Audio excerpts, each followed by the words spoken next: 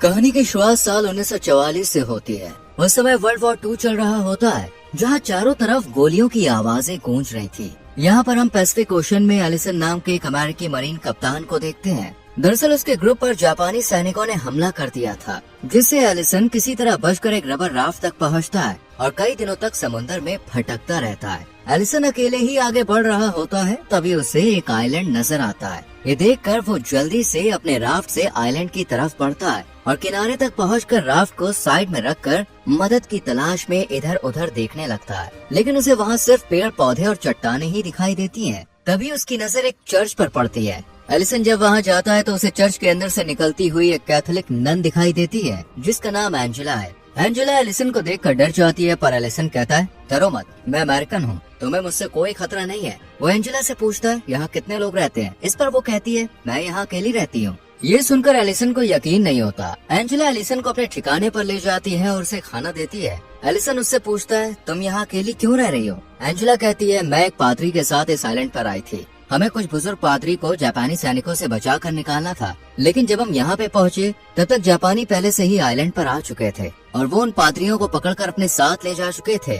जंग का माहौल देखकर हमने तय किया कि कुछ दिनों तक हम यहीं छुपे रहेंगे। लेकिन कुछ दिन के बाद जिस पादरी के साथ में आई थी उसकी तबीयत बिगड़ गई और उनका निधन हो गया। तब से मैं यहाँ पर अकेली रह रही हूँ। मेरे लोगों को लगा कि जापानी सैनिकों ने भी मुझे पकड़ लिया है, इसलिए कोई मुझे बचाने नहीं आया। एलिसन भी उसे अपनी कहानी बताता है। वो कहता है कि मैं मरीन हूँ, हमारे ग्रुप पर जापानी सैनिकों ने हमला कर दिया था और मैं अपनी जान बचाकर किसी तरह यहाँ तक पहुँचा हूँ। इसके बाद एलिसन थोड़ी देर आराम करता है। जब वो उठता है तब देखता है कि एंजेला मोमबत्ती जलाकर भगवान से प्रार्थना कर रही है और ईश्वर से मार्गदर्शन मांग रही है। फिर दोनों बाहर खाने की तलाश में निकलते हैं। एलिसन पेड़ पर चढ़कर नारियल और फल तोड़ता है और एंजेला को नीचे देता है, लेकिन एलिसन को प्रोटीन के लिए कुछ और खाने के लिए चाहिए होता है। तभी उसे समुद्र में एक टर्टल दिखाई देता है। ये देखकर वो रस्सी और लकड़ी लेकर राफ्ट में बैठता है। एंजेला भी उसके साथ बैठती है और दोनों टर्टल की ओर बढ़ते हैं। पर एलिसन के लिए टर्टल को पकड़ना इतना आसान नहीं होता। वो इस कोशिश में समुद्र में गिर जाता है, मगर एंजेला की मदद से वो टर्टल पकड़कर दोबारा राफ्ट में आ जाता है। इसके बाद एलिसन आइलैंड में लौटकर टर्टल को पकाता है और खाता है। वो एंजेला से कहता है, इस आइलैंड में हमारे पास सब कुछ है, अगर कोई हमें बचाने ना भी आए तब भी हम जिंदा रह सकते हैं। एंजेला उससे पूछती है, तुम्हारे घर में कौन कौन है? एलिसन कहता है, मैं अनाथ हूँ, मैं 14 साल तक अनाथ आश्रम में रहा हूँ। पढ़ाई पूरी करने के बाद मैंने आर्मी ज्वाइन करने का फैसला किया, क्योंकि मैं अपने देश के लिए कुछ करना चाहता था। एंजेला भी उसे बताती है, मैं भी अनाथ हूँ, मुझे ईश्वर पर बहुत ज्यादा भरोसा है, इसलिए मैंने नन बनने का फैसला किया। इससे मुझे बहुत खुशी मिलती है और मैं लोगों को सही राह दिखाना चाहती हूँ। एलिसन और एंजेला एक दूसरे से काफी अलग होते हैं। एंजेला बहुत ही शांत स्वभाव की होती है। वो भगवान पर बहुत भरोसा करती है और नियमित रूप से प्रार्थना करती है, जबकि एलिसन भगवान पर इतना विश्वास नहीं करता और थोड़ा सख्त मिजाज का होता है। अगले दिन एलिसन और एंजेला को आसमान में जापानी लड़ाकू विमान दिखाई देता है। ये देखकर एलिसन एंजेला को लेकर छुप जाता है, क्योंकि अगर उन्हें देख लिया गया तो दोनों की जान जा सकती थी। एलिसन एंजेला से कहता है, हमें कुछ दिनों तक छुप कर रहना चाहिए, मैंने एक गुफा देखी है, वहाँ पर रहना ठीक रहेगा। एंजेला को भी ये सही लगता है, इसलिए वो एलिसन के साथ गुफा में चली जाती है और दोनों पूरा दिन वहीं रहते हैं। अगली सुबह उन्हें बम की तेज आवाज सुनाई देती है। एलिसन गुफा से बाहर झांक कर देखता है तो उसे दिखता है कि जापानी विमान आइलैंड पर भयंकर बमबारी कर रहे हैं। ये देखकर एंजेला बहुत डर जाती है और प्रार्थना करने लगती है। एलिसन उसे हिम्मत देता है और शांत करता है। कुछ देर बाद जब विमान वहाँ से चले जाते हैं तब दोनों गुफा से बाहर आते हैं। वो देखते हैं कि चारों ओर तबाही का मंजर है। उनका घर और चर्च भी पूरी तरह से नष्ट हो चुका होता है। तभी जापानी सैनिकों की एक टुकड़ी मौसम विज्ञान शिविर स्थापित करने के लिए आइलैंड पर आती है और जिस राफ्ट से एलिसन यहाँ आया था उसे भी नष्ट कर देते हैं। उन्हें देखकर एलिसन और एंजेला फिर से गुफा में छुपने को मजबूर हो जाते हैं। उनके आसपास जापानी सैनिक घूम रहे होते हैं। ये देखकर एलिसन सतर्क हो जाता है और एंजेला को एक और जाने को कहकर चाकू लेकर खड़ा हो जाता है, लेकिन वो सैनिक गुफा के अंदर नहीं आते और वहाँ से चले जाते हैं। यहाँ एंजेला एलिसन से कहती है कि मैं खुद को जापानी सैनिकों के हवाले कर देती हूँ, मुझे उम्मीद है कि मेरे जैसे नन को वो कुछ नहीं करेंगे, इससे तुम्हें मौका मिलेगा यहाँ से भागने का। वो ये भी कहती है कि हमारे पास खाने के लिए कुछ भी नहीं बचा है, लेकिन एलिसन उसकी बात नहीं मानता और कहता है कि हम ये रिस्क नहीं ले सकते, वो तुम्हारे साथ कुछ भी कर सकते हैं, हमें यहीं छुपे रहना होगा। शाम को एलिसन गुफा से बाहर आता है। वो देखता है कि जापानी सैनिकों ने कई कैंप बना लिए हैं। उनसे बचते हुए वो दूसरी ओर मछली पकड़ने जाता है। लेकिन कुछ जापानी सैनिक उसे देख लेते हैं। तब एलिसन मरा हुआ होने का नाटक करता है। ये देखकर उन्हें शक नहीं होता और वो वहाँ से चले जाते हैं। इसके बाद एलिसन मछली पकड़कर वापस गुफा में आता है और एंजेला के साथ मछली खाने लगता है। लेकिन एंजेला ने नन बनने के बाद मछली खाना छोड़ दिया होता है,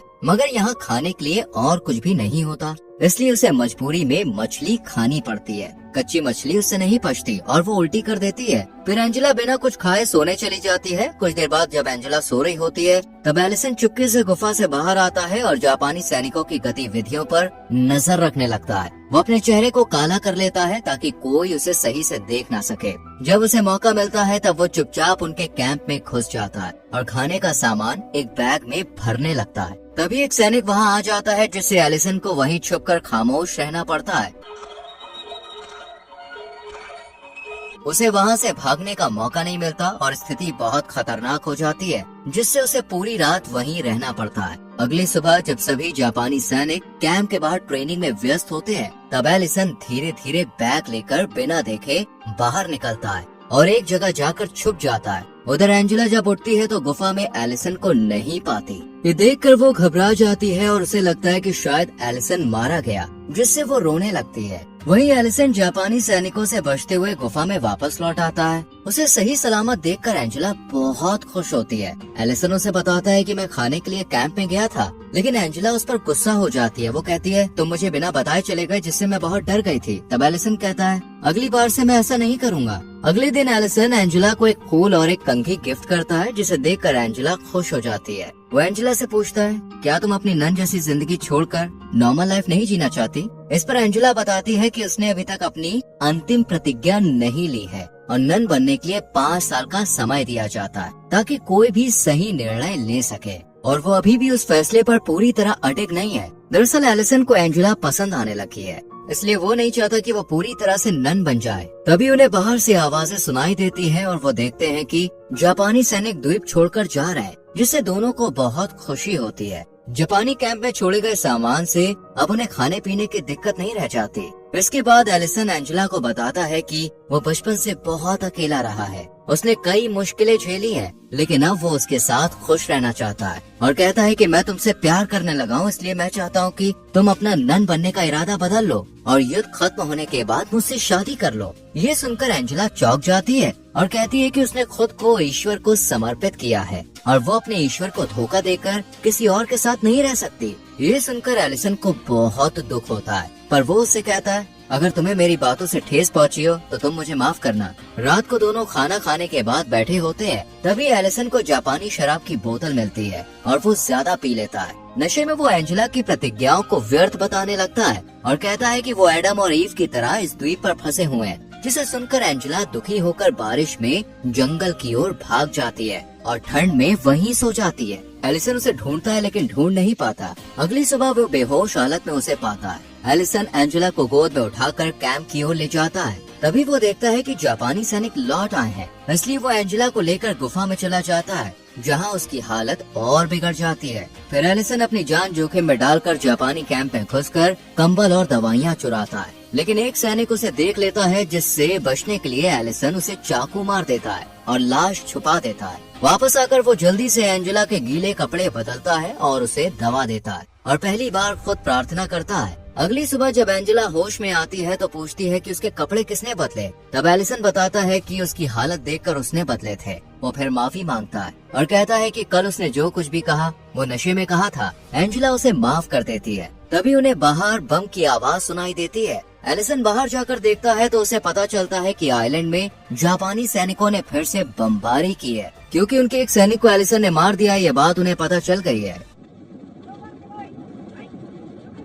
इसलिए वो लोग एलिसन को मारने के लिए चारों तरफ ढूंढ रहे हैं। एलिसन जब एंजेला को बताता है कि जब वो चादर लेने गया था तब एक सैनिक ने उसे देख लिया था, तो उसे आत्मरक्षा में मारना पड़ा। ये सुनकर एंजेला को बहुत दुख होता है और वो भगवान से माफी मांगती है। इसी बीच कुछ जापानी सैनिक खोजते हुए गुफा के पास आ जाते हैं। उनमें से एक कहता है अगर कोई अंदर है तो बाहर आ जाओ, नहीं तो हम गुफा में ग्रेनेड फेंक देंगे। अब एलिसन और एंजेला के पास 2 ही ऑप्शन होते हैं, या तो वो सरेंडर कर दें या फिर ग्रेनेड से मर जाएं। दोनों बहुत ज्यादा डर जाते हैं। एंजेला प्रार्थना करने लगती है। उन्हें लगता है कि अब उनकी मौत निश्चित है। तभी बाहर जोरदार बमबारी होती है और वहाँ मौजूद जापानी सैनिक जोर जोर से चिल्लाने लगते हैं। इससे एलिसन समझ जाता है कि अमेरिकी नौसेना ने आइलैंड पर बमबारी शुरू कर दी है। एलिसन और एंजेला गुफा से बाहर आकर देखते हैं कि अमेरिकी नौसेना के विमान जापानी सैनिकों पर बमबारी कर रहे हैं। ये देखकर दोनों खुश हो जाते हैं। एलिसन कहता है कि अमेरिकी सैनिकों को लैंडिंग आसान नहीं होगी, क्योंकि जापानी सोल्जर 4 तोप अपने साथ लेकर आए थे और उनको आइलैंड पर अच्छी तरह बिछा दिया गया है, इसलिए मुझे इन तोपों को निष्क्रिय करना होगा। एलिसन एंजेला से कहता है कि ईश्वर भी यही चाहते हैं कि मैं अमेरिकी सैनिकों की मदद करूं। एंजेला उसे जाने की अनुमति दे देती है। एलिसन गुफा से बाहर निकलता है और देखता है कि ज्यादातर जापानी सैनिक मारे जा चुके हैं। वो खुद को बमों से बचाते हुए दौड़ता है और एक एक करके तोपों को निष्क्रिय करने लगता है। इस दौरान वो बमबारी के कारण घायल हो जाता है, लेकिन वो रुकता नहीं है। किसी तरह वो सभी तोपों को निष्क्रिय कर देता है, जिससे कई अमेरिकी सैनिकों की जान बच जाती है। इसके बाद अमेरिकी नौसेना बमबारी रोक देती है और एंजेला गुफा से बाहर आ जाती है। वो एलिसन को घायल देखकर उसका इलाज करने लगती है। एलिसन एंजेला से कहता है, अब हमारा अलग होने का समय आ गया है और शायद हम फिर कभी ना मिल पाए। ये सुनकर एंजेला कहती है, चाहे मैं तुम्हारे साथ अपनी जिंदगी ना बिता सकूं, लेकिन तुम हमेशा मेरे दिल के करीब रहोगे। इसके बाद अमेरिकी नौसेना आइलैंड पर लैंड करती है और अपना झंडा फहराती है। जब नौसेना का कप्तान एलिसन को जिंदा देखता है तो वो चौंक जाता है, क्योंकि उन्हें लगा था कि वो मारा गया है। वो लोग एलिसन को स्ट्रेचर पर लेटाकर ले जाने लगते हैं और उसके पीछे एंजेला भी चलती है। एलिसन ने कभी भी एंजेला पर अपने प्यार का दबाव नहीं डाला और उसके नन बनने के फैसले की पूरी इज्जत की। वहीं एंजेला भी एलिसन को समझती है। ये फिल्म हमें सिखाती है कि सच्चा प्यार सिर्फ साथ रहने में नहीं होता, कभी कभी दूर रहकर भी दिल जुड़ जाते हैं। और इसी के साथ फिल्म समाप्त होती है। दोस्तों, अगर आप एलिसन की जगह होते तो क्या आप भी अपने देश के लिए जान जोखिम में डालते? इस पर अपनी राय कमेंट सेक्शन में जरूर दें। वीडियो को